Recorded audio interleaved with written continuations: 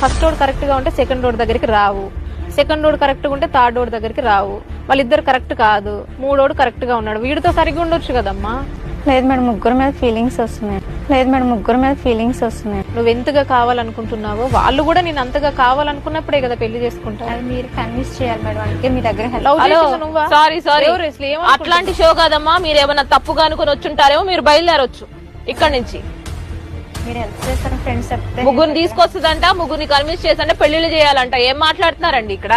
నీతో ఉంది, నీతో లివింగ్ లో ఉంది, నాకు ఇంట్లో సంబంధం దొరక్క. అందుకే అంటే నేను వదలని అంటున్నా కదా బావా, నువ్వు కూడా కావాలని చెప్తున్నా కదా. నేను కూడా కావాలంటే పెద్ద మొహమా? వాళ్ళు పుట్టినా కొట్టినా పర్లేదు, నాకైతే వాళ్ళ ముగ్గురు కావాలి. ముగ్గురా? ఓహో, ఇప్పుడు నీకు ముగ్గురు కావాలా? నేనొక్కనే కాదా? కాదండి, ముగ్గురు కావాలి. సరే అండి, మీరు పెద్ద మనుషులు అన్నారు కదా, మరి మీరు చెప్పండి.